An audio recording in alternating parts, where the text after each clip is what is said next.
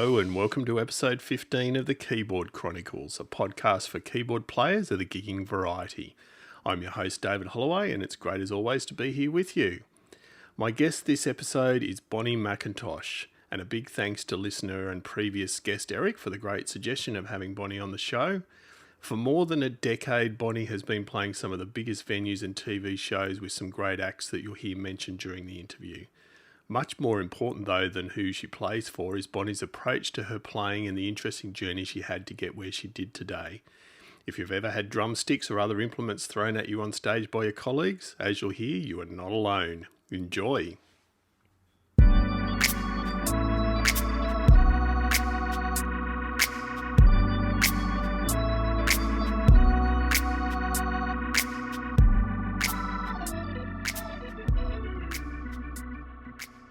Bonnie, welcome to the Keyboard Chronicles. Really appreciate you taking some time. Hi, thanks so much for having me. So, first question we've been asking our last few guests, given the interesting times we find ourselves in, is how are you going with the whole staying inside a little bit more than you'd be used to? Well, it's definitely a change, especially since I was about to go on tour 3 days before we were told to. So I was ready to be on the road. I think I was half packed, all of that was kind of ready to go, and then it just kind of stopped.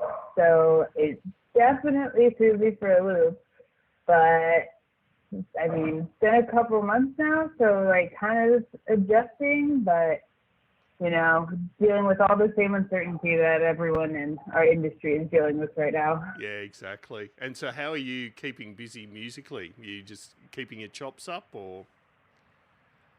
Yeah, I've been playing a lot. I've been just kind of practicing and writing and kind of just really doing a lot of the things that I don't normally do when I'm getting ready for a tour. Practicing classical and getting those chops back, and just kind of going back and not putting too much pressure on myself to be in work mode, because we are in a global pandemic. It's definitely not a staycation, but I'm just trying to keep busy doing all of that, and then obviously staying on top of on what I normally do, so when work eventually does come back, I'm not totally lost. Yeah, that's right. And I mean, you mentioned doing some classical stuff. We'll probably start off there because for those that know your history, you initially had some great classical training and then went on to do further schooling in music. Can you talk a little bit about that early start? Yeah, for sure. So I started playing keys when I was 5, and I definitely went the classical route. I had a very classically trained piano teacher, basically the same teacher my whole childhood. Originally my plan was to just do classical, eventually go to Juilliard or Oberlin, and then just kind of as I was in high school and stuff and was going to all of these shows and seeing all these bands and just immersing myself in that kind of culture, I realized that classical kind of wasn't what I wanted to do forever. So I actually was able to go to Cal State Los Angeles, which kind of random tangent. I went on a soccer scholarship because I was a college athlete, and I studied classical piano there, but because it was LA, I thought that I would actually find what I really wanted to do with music, even though classical was all I knew. Luckily, I met my 3 best friends in while I was at Cal State LA, and we started a band together, and then I went the whole playing every underground LA bar, warehouse party, hole in the wall, anything, for years, and that's kind of what got me into falling in love with performing as a keyboard player, and not just being behind the keys, playing classical music and playing other people's stuff. I really fell in love with performing, and from there, that's when I decided that there was educational opportunities for me to get better at that. So I applied to Musicians Institute. I got offered a scholarship there. convinced my parents that deciding to drop out of a collegiate scholarship to be in a band wasn't a horrible idea. And then eventually was able to start auditioning for artists and stuff through going to Musicians Institute. So that's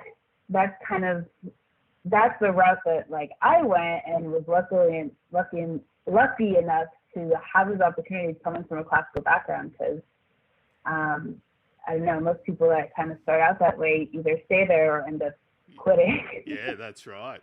And I know from a previous interview you'd done, you had a great anecdote about the fact that because of your classical background, you started in some of the more advanced theory classes, but as far as the ear training classes, you weren't quite as high up the advanced classes. Can you tell us a little bit about how the time at M.A.A.D changed you as a player? Yes, that was the biggest wake-up call for me, was that I did not know how vital playing by ear was. And I just kind of walked in there kind of thinking I was hot shit because I had this all of this other training, but when it came to just jamming in with a bunch of these killer players, I was completely lost, because everything was theory and sight reading, and with everything was technical. I realized how much I needed to learn. And so going to my first ear training class when I was in the lowest level ear training class possible, but all the advanced theory classes, that was when I was like, oh wow, I have a lot I have to learn. And then by just playing in bands and going to jams and just forcing myself to be extremely uncomfortable in those kind of situations, and being probably the worst player in the room at times, that's what kind of helped me build character as a musician, and it helped me become a better musician.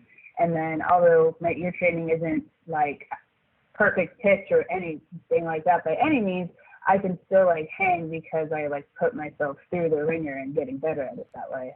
That's right. And you also mentioned the fact that you were playing, any underground band you could, and being very active. So transitioning from that classical to that rock punk sort of stuff to then the pop sphere that is one of the areas you work in now, what did you have to change about how you played besides the ear training, and what has remained the same for you? So what's from your original training have you managed to keep and still rely on daily versus what you had to change to be able to adapt? I think that the thing that remained the same for me was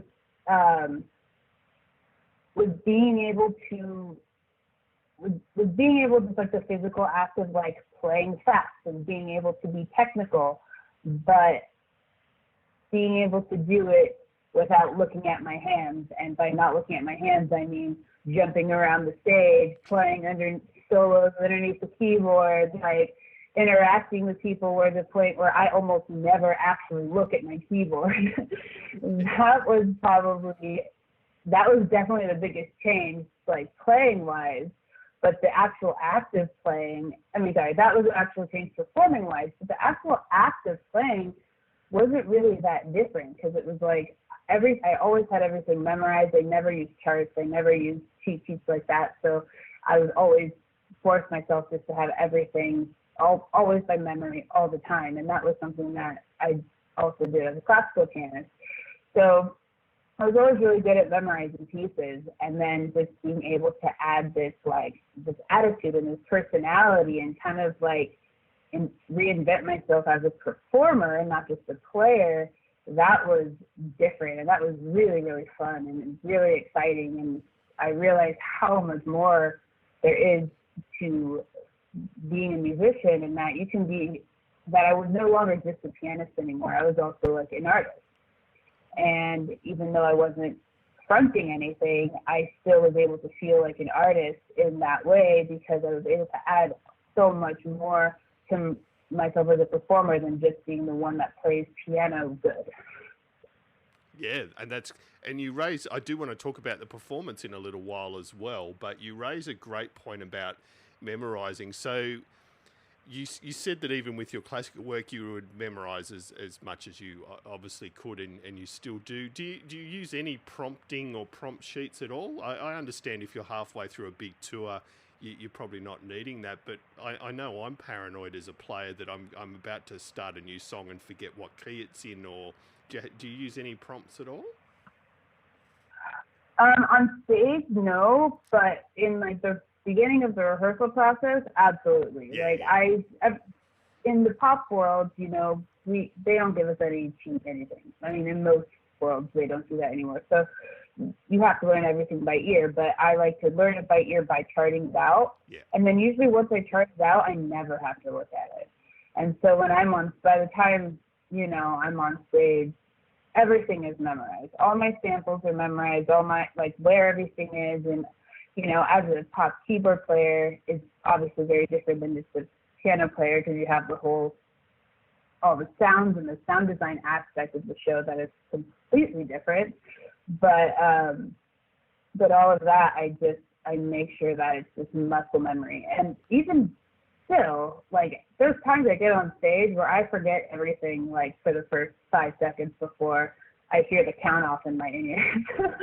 And I always joke around about that where I'm like, I don't think I remember what the first note of the show is. And then, like, right before I hear 1, 2, 3, 4, like, all comes back. I think every musician has those moments. And I think it's that muscle memory thing, because you're right. And I find the more you try and second guess, what is it, and just go with the flow, it tends to be the better outcome. Yeah, for sure. I know just about your transition to where you are now too. You had a great anecdote about having some drumsticks thrown at you. Do you mind just repeating that one for our listeners? Yes, I did. That happened more than once. So when I was in my original band was called Black Party Politics, and when we were together from we were 18 years old till our late 20s. And I remember when we first started, we had this drummer who was like a brother to me. And I remember I always had trouble just staying in time because, like, I wasn't used to playing with a click. I wasn't used to playing with a drummer. Like, I was straight from just only doing classical music for years. And we were doing this, I think we may have been actually doing a show, just like a party warehouse show, and I'm playing, and all I feel are sticks hitting my back.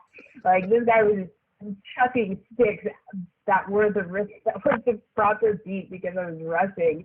And I look over, I'm like, what the hell is going on? And he's like, stay on time. And then it was something that always stuck with me, and I always stayed on time. Of course, afterwards, I was like, Tim, what the hell was that? But, as a teenager, that's just what bandmates do to each other, and, that's all I love. And it may not be the most polite training mechanism, but it certainly works and probably has stood you in good stead with a lot of the acts you play with now. So, and I want to move on to that. As far as, obviously, one of your primary gigs at the moment is with Selena Gomez. And you're the first player we've actually had on the podcast who spends a lot of hours playing in the pop genre. So I want to explore that a little bit.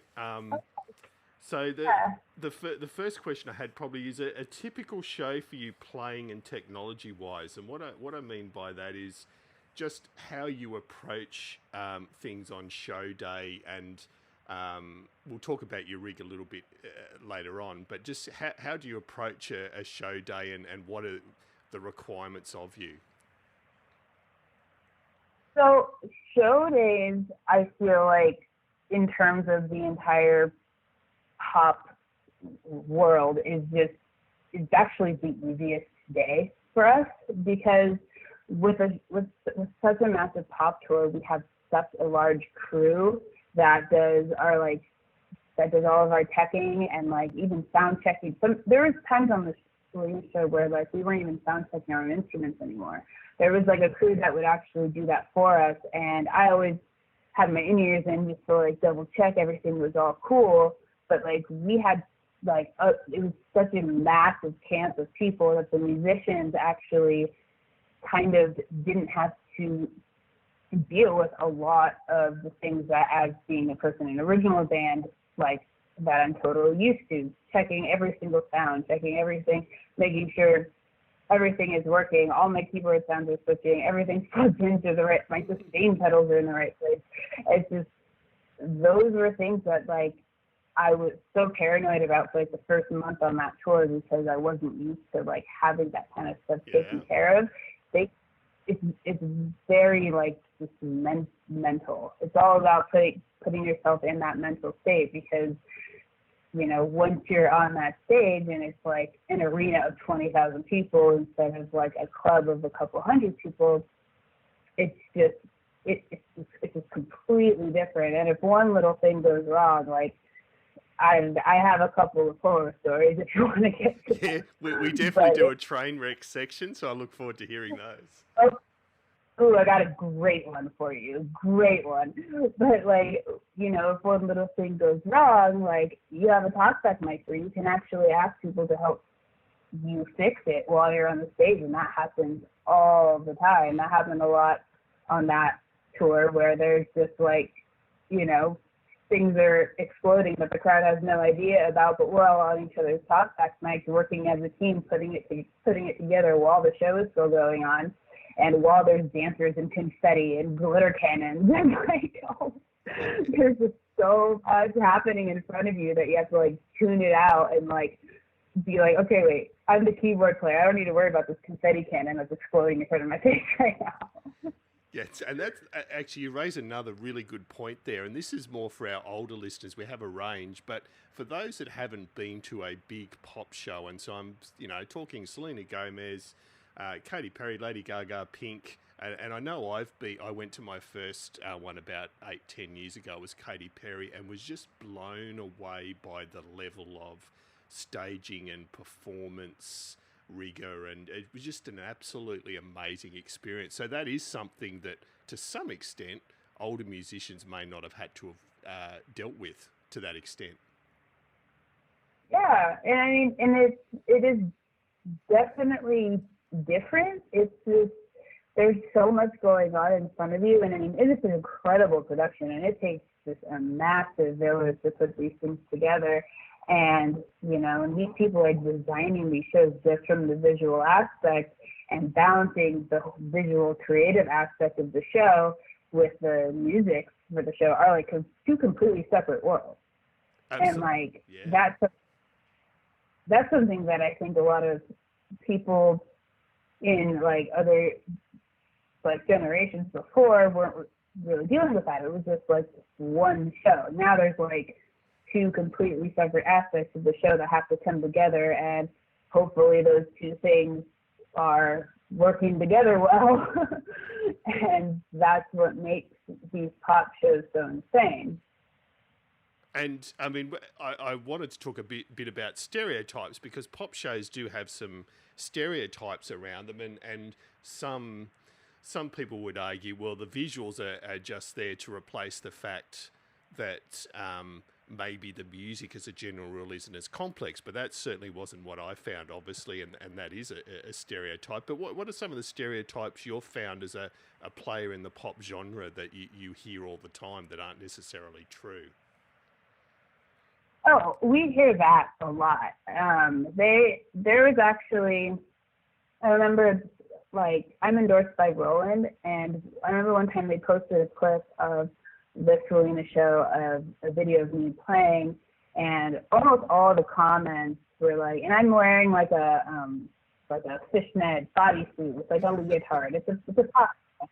And all the comments were, oh, that girl she's not actually playing, she's clearly miming, this is all track, she just put a hot girl behind the keyboard who's not actually doing anything. Just everything like that. They just assume that it's all show. Yeah. That, like, none of it is real, that even the music part's real. But if you listen to the track, it's just, the whole song is just one lead line that I can play with one hand. So I'm jumping around and I'm having a good time, and, like, it just happened to be a really easy song with a very stacked lead line that I made, that I programmed, that I sound designed. you know, but while I'm playing it, I can also jump around in the leotard and I'm still playing the song. So like, you see those stereotypes totally come out. If I was a dude wearing all black, sitting down, surrounded by 7 keyboards playing that same lead line, people would not be saying the same thing. Exactly. You know, so it's just, I think a lot of that, it definitely depends on the show, and it depends on everything, especially as a woman, what you're wearing, how you're performing. People are always like looking to see if you're actually doing, you know, what they hear. And yes, there are some tracks and things, but there's not this complete, like, the music isn't just replaced by someone who's miming and jumping around on the riser, you know, and that's, at least the productions I've been involved with. So, like, I am actually playing in the ones that I'm involved with. That's so, right. I mean, I can't speak for everybody, but, you know, that is definitely a huge stereotype that I see a lot, is that those kind of comments, we kind of apply it to a lot of these pop kids, because, you know, from people who've been doing this a long time and are used to doing a thing a certain way, and it's different, you know, they assume that it can't all be real. That's right. And I mean, I'm yet to meet a musician that is happy to sit up on stage and mime the whole time. I can't think of actually anything worse or more boring than doing that. Like, I can't even imagine it. So why that would be anyone would think that was a reality is beyond me anyway. Yeah, no. And I think it tends to get mixed up in that the whole click track thing. So as you mentioned, there may be the tracks in the background, which is normal. But I know you've mentioned, and others have mentioned, that the click track is just as important for the visuals and other aspects of the shows as the music, and that's why there is a click track. So it's not just there for the tracks, but it's for the whole show.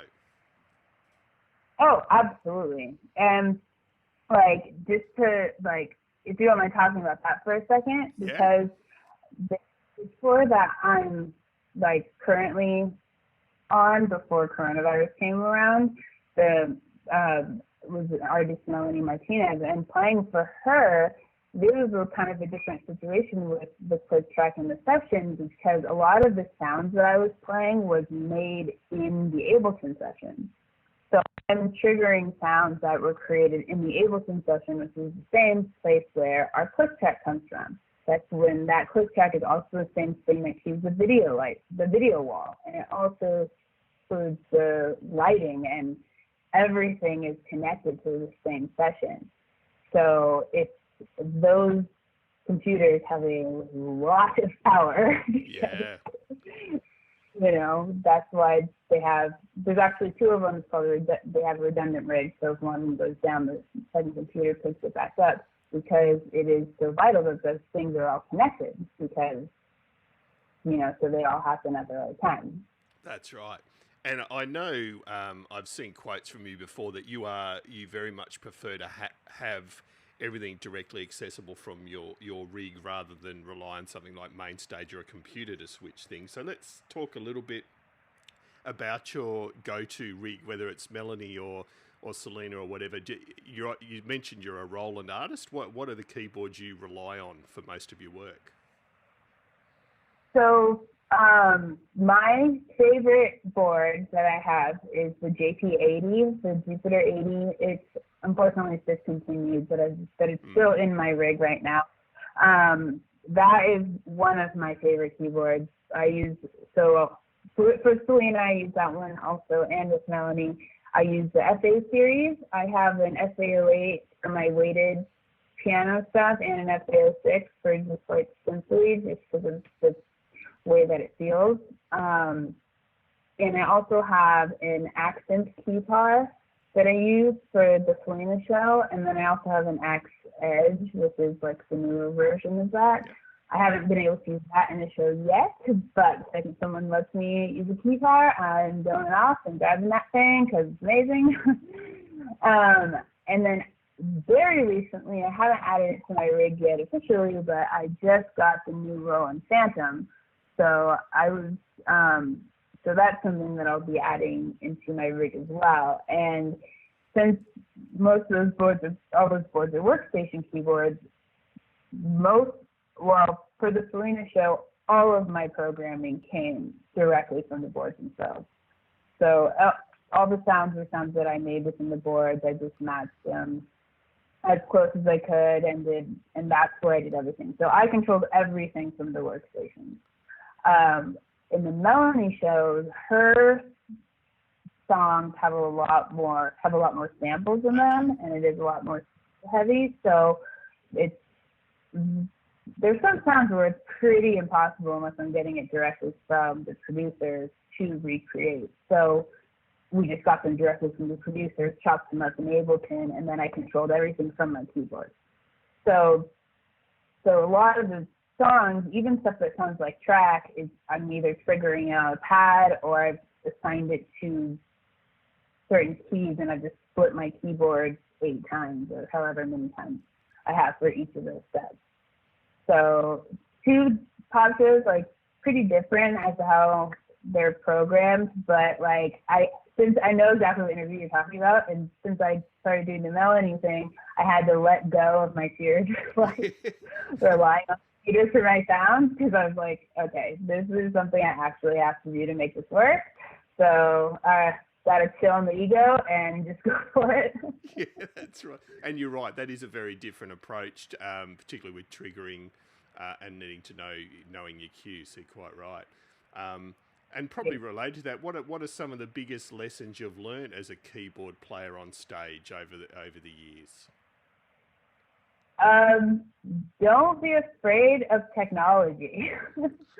Don't be afraid of new technology that comes out. Just because you don't know how to use it does not mean that it's wrong or bad or worse or something like that. That is something I've had to learn, because I get really, really comfortable in the keyboards that I do know, and so sometimes I'll stay with the rig and I won't upgrade it fast enough because I'm like, but this one works so well, and then I'm selling myself short, and then I go to the next thing, and then I'm just blown away by all these new things that I can do. And I think that there's, in hindsight, I'm like, oh, here are things that I could have added to the show. These are things that I could have played live instead of putting it in the track. I can think about things that way, because now I have the whole new, a whole new kind of world is open to me. Oh, I can trigger all these samples while playing all of this pad while doing this loop line. I don't need 7 hands. I can just do, if I program it right, I can do a lot more than I was giving myself credit for before. So in every show and every tour, I think I'm learning a little bit more about that, which I am hoping is helping me grow as a keyboard player. Because going from I only play piano, nothing else, to triggering Ableton samples is definitely not something that 18-year-old me would have thought about. No, that's amazing. And you promised you had a great anecdote about a train wreck. So let's talk train wrecks for a minute. What are some of your more memorable glitches on stage? Oh, I have a very, very, very fun train wreck story. And so, how we were talking about relying on the click, which is what you have to do in a pop show. I don't know a single pop show that doesn't have that. But in our case, we had one song, and this was with Selena. We had one song that starts off just piano. So just me, no track, no nothing. And the rest of the band and a couple of tracks and come in about 1.5 minutes to 2 minutes from the song. So I got to start it on the one, and I can't mess up or change the form in any way, or else when everything else comes in, it's going to be not in the right place. So that's a part of the show that I had never messed up before and didn't even it was a pretty easy song for me to play. So that was never a problem. However, we did have this one show that we're in that part right before I go on stage to do that song. I'm on a grand piano, so I have to get off of my riser. I have to change into some dress, and then I get pushed onto this grand piano in the middle of the stage with like a single spotlight, and like Selena's leaning on the piano, and we start the ballad section of the song. You can imagine, it's a ballad section of every pop show. So I run out to do my quick change, and in my in-ears I'm hearing like a 2-minute warning, 1-minute warning, 30-second warning of how long I have to basically have the wardrobe people change me and to get on to the piano so the dancers can secretly push the piano out, and then once I'm out there, I start the song. So a wardrobe lady unplugged my pack while she was changing me. And my pack was sewn into my bra, so there wasn't a place I could reach it. And then my ears were just out, and they were just gone. So I just hear nothing. And everybody has in-ears in. So I'm like yelling at people, pointing to my ears that I have no sound. So like this song is a song that I'm supposed to start at a very specific time. Everyone's supposed to come in. They push me on the piano and push me on the stage this whole time while I have no in-ears in, and I am freaking out. So I'm literally in the middle of the stage, no in-ears in. My in-ears are bright turquoise, so everyone knows what they look like, and I'm like pointing to my ears, hoping that the band like sees me, like that I have nothing, so they can like get on the talk back and ask them to play. I had a backup emergency track like everybody does, so like if something happens, if I get hit by lightning, they can play it. So I'm just signaling them, hoping that somebody gets that I don't have in-ears in and plays the emergency track.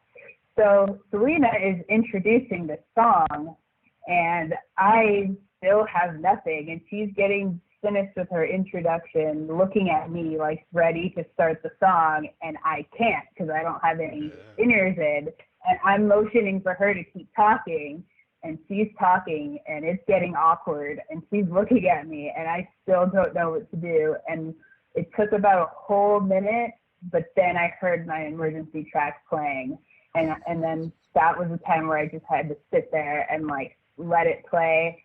The song was over, and I walked backstage, and I just like broke down because I was just it was a 20,000 person arena, and a bunch of tech guys were running around like, we know this wasn't your fault. We saw that the pack was we saw your pack was unplugged. We found your ears. Like, we know this wasn't you. Oh my God, are you okay? So, like, they were so nice about it.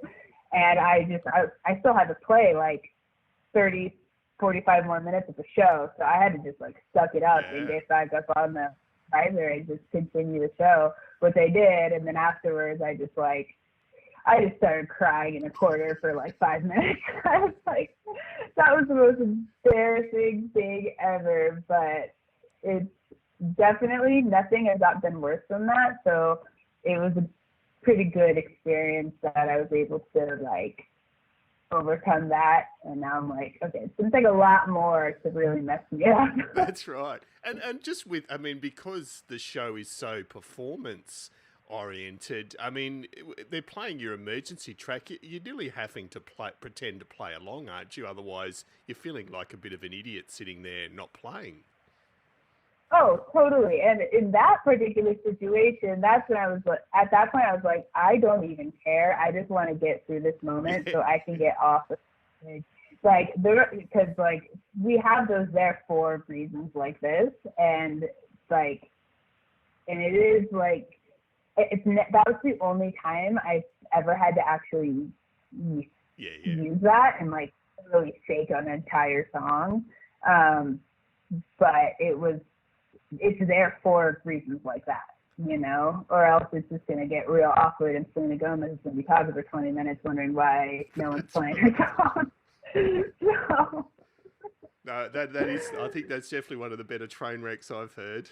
So, It was bad. And what's on your bucket list, Bonnie, as far as future musical collaborators, or to play a bit of a hypothetical, you know, who are your ideal people you'd love to work with in the future that on your bucket list? So there's a couple artists, like I would love to play for Paramore. I would love to play for Lights. I would love to play for Kendrick Lamar. I would love to play for Childish Gambino. I have a really broad, like, kind of wide range of music that I like to listen to. And, you know, I've been in the pop world for a while now, and I do love it. It's a lot of fun, and I think that I can bring like that experience to like other genres of music. And, you know, and I'm in my 30s, so it's like the music that the artists that I like that are more in my generation tend to be not like in their early 20s with most of the artists that I play for.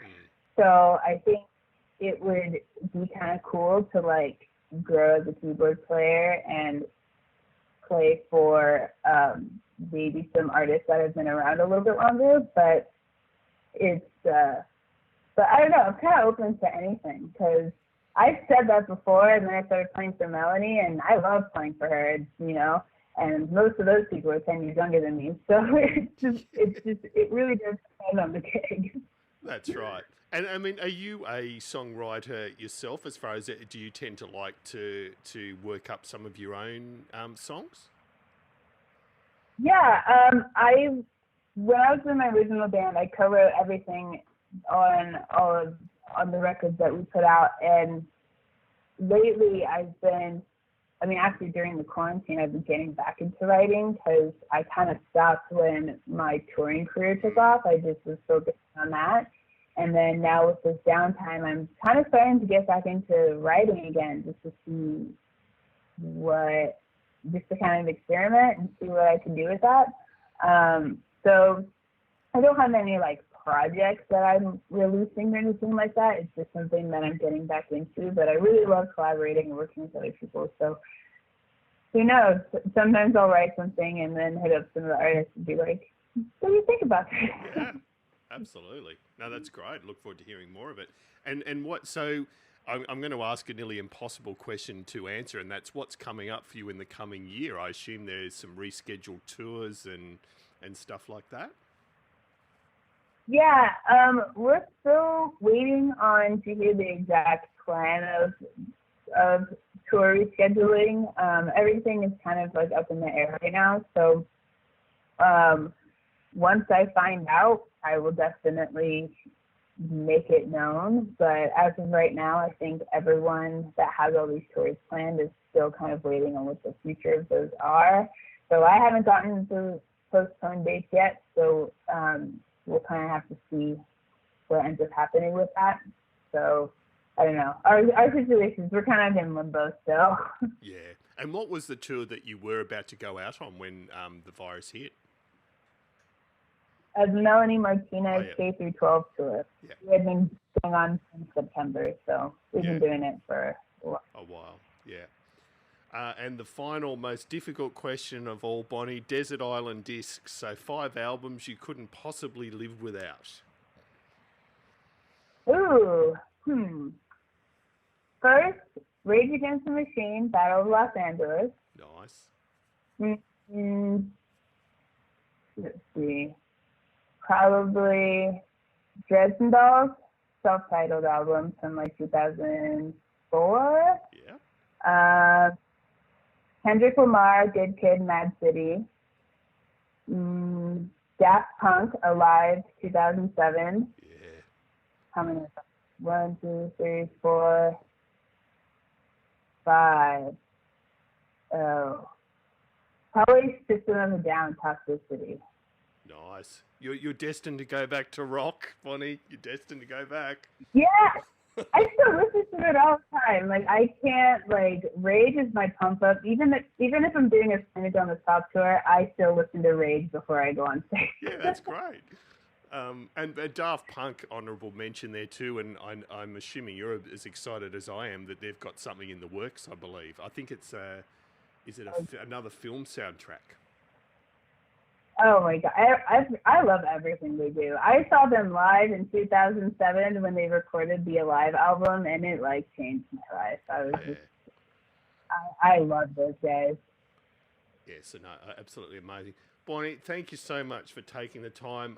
It's been an absolute pleasure talking to you, and it's been great in doing the research and seeing what you do. You do it so well, merging those huge chops with the challenging performance aspects of it. So, yeah, keep up the great work and look forward to seeing lots more of it. Thank you so much. I appreciate it. Thanks for having me.